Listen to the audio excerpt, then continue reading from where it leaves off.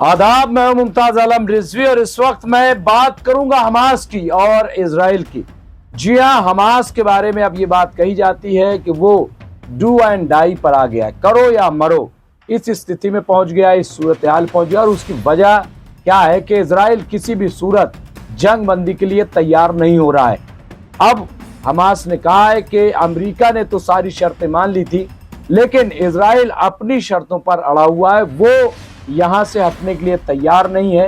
वो जो मजलूम लोग हैं उन तक खाना नहीं पहुंचाना चाहता, उन्हें मारना चाहता है। वो किसी तरह से जंग बंदी मुस्तकिल तौर पर नहीं चाहता। अब ऐसे में डू एंड डाई वाला मसला आ गया है और ये जो पूरी सिचुएशन है इसके लिए सिर्फ और सिर्फ इजराइल जिम्मेदार है। तो क्या इजराइल ये समझ रहा है कि वो पूरे गाजा, क्या पूरे फिलिस्तीन को खाली करा देगा? क्या वो ये समझ रहा है कि ग्रेटर इजराइल बना लेगा? आखिर क्यों इतना एग्रेसिव है जबकि पूरी दुनिया में मुखालफत हो रही है? इस सिलसिले में हमने शौकत भारती साहब से बात की कि क्या सिचुएशन है। और जब पूरी दुनिया में आप देखिए कि इटली हो, फ्रांस हो, जर्मनी हो, तमाम से आप देखिए इजराइल के खिलाफ आवाज उठ रही, इसके बावजूद इजराइल रुक नहीं रहा है, हर रोज मार रहा है। आज भी कल 47-50 मारे थे, आज फिर 27 मारे हैं। देखिए इस पर शौकत भारती साहब ने क्या कहा, सुनिए जरा। शौकत भारती साहब, क्या आपकी नजर में अपडेट्स है? वैसे तो मैंने अपडेट्स दे दी हैं, लेकिन अगर आप भी चाहते हैं कुछ अपडेट्स तो वो बयान करें। उसके बाद हम दो तीन चीजें बड़ी इंपॉर्टेंट है जिस पे बात करूंगा। शौकत भारती साहब।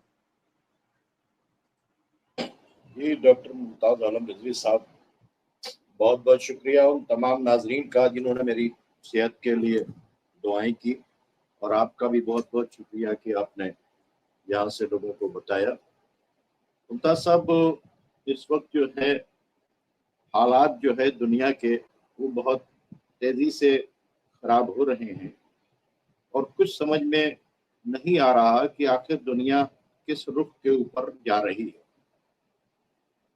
गजा के सीज फायर को लेकर, गजा में एड पहुंचाने को लेकर पूरी दुनिया इस वक्त एक है, लेकिन सिर्फ जबानी तौर के ऊपर एक है, अमली तौर के ऊपर कोई इसे रोकने की कोई कोशिश नहीं कर रहा है।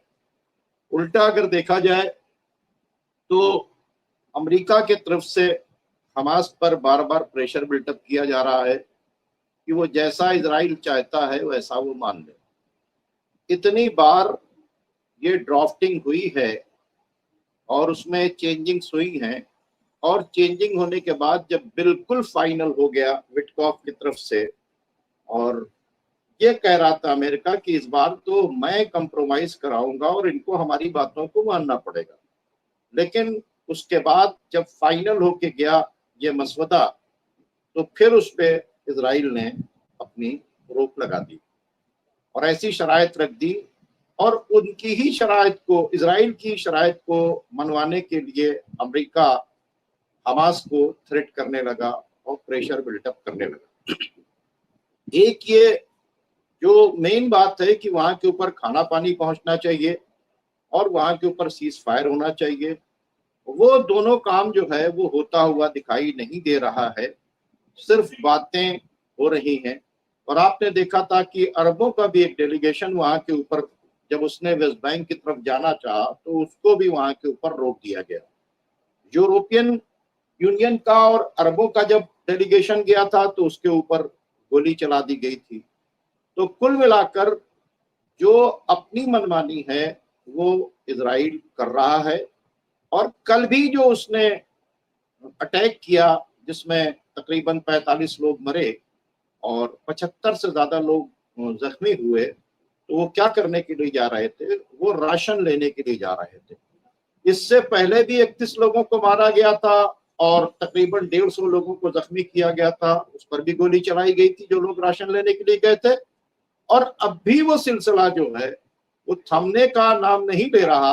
आखिर भूखे लोग वहां राशन लेने के लिए, जहां राशन बटेगा वहां के ऊपर तो जाएंगे। तो जब वो वहां के ऊपर जाएंगे और इस तरह की बातचीत होगी तो जाहिर सी बातचीत है कि खाने के लिए जाए और गोली मिल जाए, और उस पर सिवाय हम मजम्मती बयान के कुछ और न जारी करें, तो तो इससे क्या समझ में आता है कि दुनिया कहाँ के ऊपर खड़ी है। अरबों ने भी प्रेस कॉन्फ्रेंस किया और दुनिया से अपील की।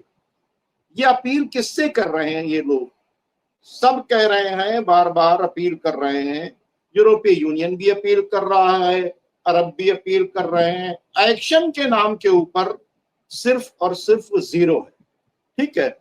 और मतलब हालत यह है कि कोई काम नहीं हो रहा, यानी उनकी कोई मदद नहीं हो रही है, और सिर्फ जो है बातें, सिर्फ बातें, और उसके अलावा कुछ नहीं। हमले बढ़ते चले जा रहे हैं। हालात ये हो गई कि अब हमास वालों ने भी क्या किया कि भाई डू और डाई की स्टेज के ऊपर है, और वो लगातार उन्होंने भी अटैक करने शुरू कर दिए हैं, जिसकी वजह से अच्छा खासा नुकसान अब इजराइल को भी होना शुरू हो गया है। उनका भी टैंक उड़ाया गया, उनके भी आर्मी पर्सनल्स मारे गए, 10-11 लोग उनके मारे गए हैं, रिपोर्ट आ रही है, सारी चीजें। अब करे क्या आदमी जब आप चढ़े चले आ रहे हैं?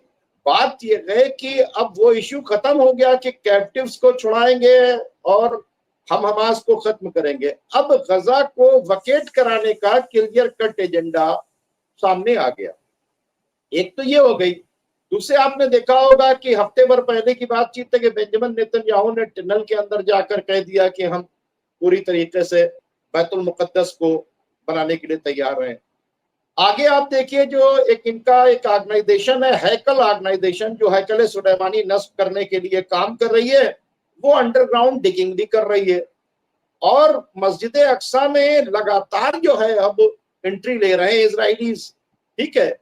और ये मुसलसल चल रहा है, और वहां के ऊपर जाकर बेहुरमती करते हैं, नाच गाना करते हैं, जबकि इंटरनेशनल लॉ के अकॉर्डिंगली ये उधर जा ही नहीं सकते। जॉर्डन उसका ट्रस्टी है, उसको रोकना चाहिए, लेकिन कोई किसी को नहीं रोक रहा है। और ये भी पता चल रहा है कि वो लोग वहां के ऊपर बैतुल मुकद्दस को गिराने के मिशन के ऊपर लगे हुए हैं। तो एक तरफ तो ये काम बड़ी तेजी से चल रहा है, दूसरी तरफ फिलिस्तीनियों की मदद के लिए जो लोग थे उनका क्रैकडाउन लगातार चल रहा है। सीरिया में क्रैकडाउन हो चुका, सब खत्म हो चुके वहां के ऊपर।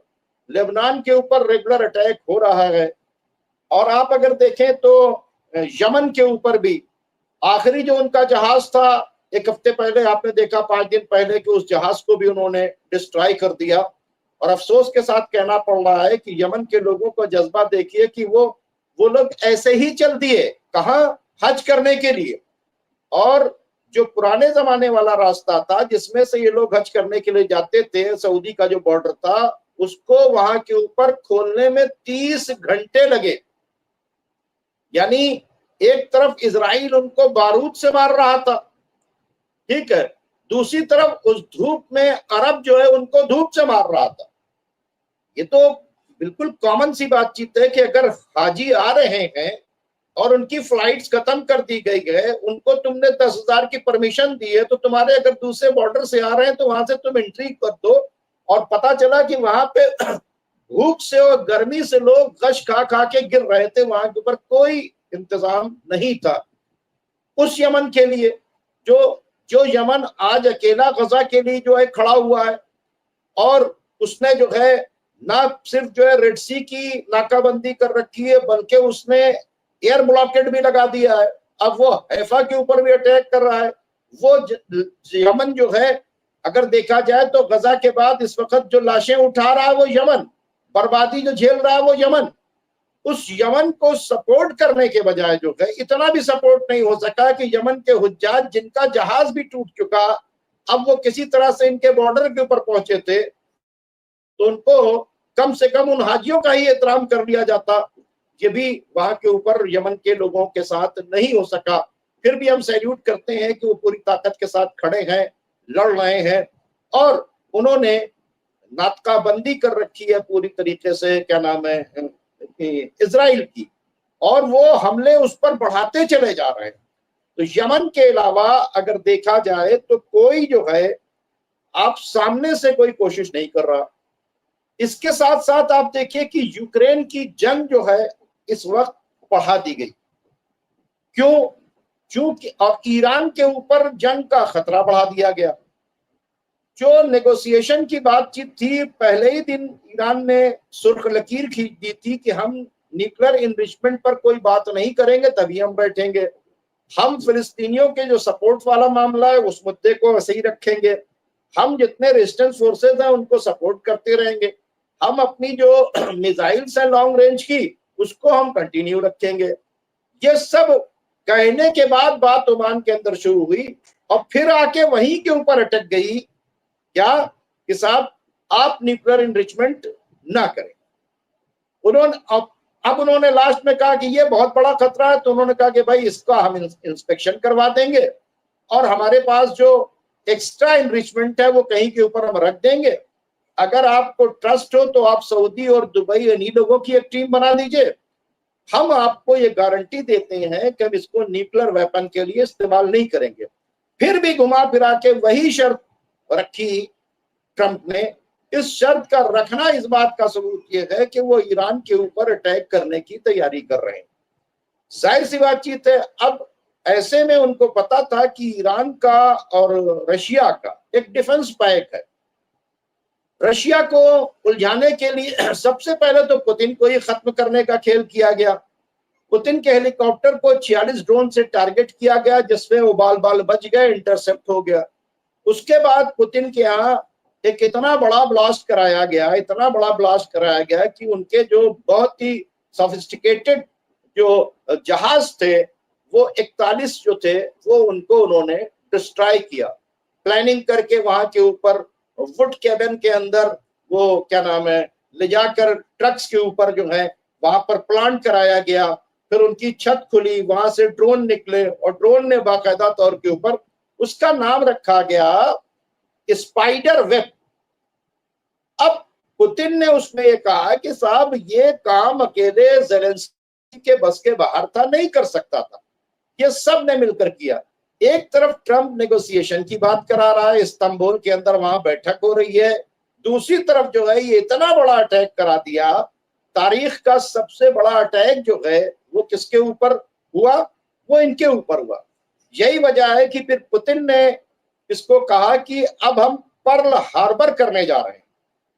पर्ल हार्बर एक ऐसा इंडिकेशन है कि जब जापान ने जो है अमेरिकन जहाज के ऊपर जो था उसके ऊपर जब अटैक किया था, उसके बाद हिरोशिमा और नागासाकी का पर जो है बॉम्ब गिराए थे अमेरिका ने। तो पुतिन ने दो बातें कही हैं। एक तो कहा है कि उस स्पाइडर को ही हम खत्म कर देंगे, यानी अब जैसे ही उसने कहा स्पाइडर को खत्म कर देंगे, वैसे ही ब्रिटेन ने क्या कहा, अपने लोगों को बुलाया और कहा कि आप लोग जंग के लिए तैयार होइए और जंग छिड़ने वाली है और किसी भी तरह से। तो इसके मतलब नेटो जो है वो पूरी तरीके से आ रहा है। अब नेटो क्यों आ रहा है? नेटो ये चाह रहा है कि हम रशिया को यहाँ के ऊपर घेर लें ताकि ईरान बिल्कुल अकेला पड़ जाए। जब इजराइल और अमेरिका ईरान के ऊपर अटैक करें तो यहाँ के ऊपर रशिया जो है वो यूरोप के साथ, नेटो के साथ इंगेज रहे। और हमको ये भी याद रखना चाहिए कि नेटो का मेंबर जो है वो कौन है? वो टर्की भी है। अब अगर टर्की का रोल देख लीजिए तो सबसे गंदा रोल टर्की का है, जिसको बहुत से यूट्यूबर्स जो है मक्खन लगा के छिपाते रहते हैं दिन रात, ठीक है। वो उससे ज्यादा गंदा रोल किसी का नहीं है कि उसने जो है वहां पे बशर असद की हुकूमत को गिराकर एक ऐसी हुकूमत, अच्छा सुनिए, एक तरफ कहा जा रहा है कि हमने सीरियंस की हुकूमत बना दी, दूसरी तरफ सारी दुनिया देख रही है कि टेररिस्ट जौलानी को वहां पर लाकर प्लांट किया गया और अमेरिका ने जौलानी के अंडर में दुनिया के जितने टेररिस्ट लड़ रहे थे, जितनी टेररिस्ट ऑर्गेनाइजेशन, उन सबको रिकॉग्नाइज करके सीरियन आर्मी बना दिया। यानी उनको सीरिया का नेशनल बना दिया, सीरिया की आर्मी बना दिया। अब यानी दुनिया के तमाम टेररिस्ट जो हैं किसके बैनर के नीचे इकट्ठा होंगे? टेररिस्ट जौलानी के नीचे। उस टेररिस्ट जौलानी का सपोर्टर कौन है? टर्की, सऊदी अरब, कतर और अमेरिका ने उसकी परमिशन दी है। इसके मतलब सबसे बड़ा सीरिया के अंदर एक टेरर हब बनाया गया है। अब ये क्यों बनाया गया है कि जो एक बेस है टर्टूस का, कहां? सीरिया के अंदर, रशिया का, ठीक है। अब जब नेटो के लोग आएंगे तो उस बेस को भी उड़ाएंगे। तो कुल मिला के ये पूरा खेल खेला गया है।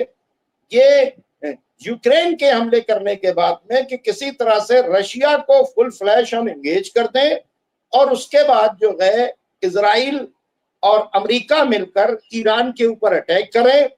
और ये जो अरब रूलर्स जिन्होंने कहा था कि हम जंग नहीं चाहते, और ये बार बार ट्रंप का पैगाम लेके जा रहे हैं ईरान कि ट्रंप की बात मान लीजिए, ट्रंप की बात मान लीजिए, हर तरफ से ट्रंप की बात मनवाई जा रही है। जो हमास है उस पर भी प्रेशर बिल्टअप किया जा रहा है कि तुम ट्रंप की बातचीत मान लो। जो ईरान है उसके ऊपर भी प्रेशर बिल्टअप किया जा रहा है कि तुम क्या नाम है ट्रंप की बातचीत मान लो। तो सवाल ये पैदा होता है, टर्की यहां के ऊपर ये कह रहा है हमास से कि तुम अमेरिका की बातचीत मान लो, जो विटकॉफ कह रहे हैं वो तुम वो कर लो। ये नहीं कह रहे कि हम तुम्हारे साथ बड़ी ताकत से खड़े हैं। अच्छा, उस पर यह कि साहब टर्की में तो जाके वो हमास के लोग रह रहे हैं। अरे भाई, हमास के लोग तो सबसे बात कर रहे हैं, विटकॉफ से भी बातचीत कर रहे हैं। वो कह रहे साहब ऐसी अगर बातचीत होती, कुछ बेवकूफ किस्म के यूट्यूबर से बता रहे, अगर ऐसी बातचीत होती तो हमास क्यों टर्की से बातचीत करता, टर्की के अंदर जाता। इन बेवकूफों को यह नहीं पता है कि हमास तो इजराइल से भी बातचीत कर रहा है, जो रोज हमले कर रहे हैं, उसके डेलीगेशन से भी बातचीत कर रहा है। हमास को तो यह भी पता है कि जितना भी बॉम्ब गिर रहा है इसमें तमाम असलहे अमेरिका ने दिए, लेकिन उसके बावजूद विटकॉफ के साथ बातचीत कर रहा है।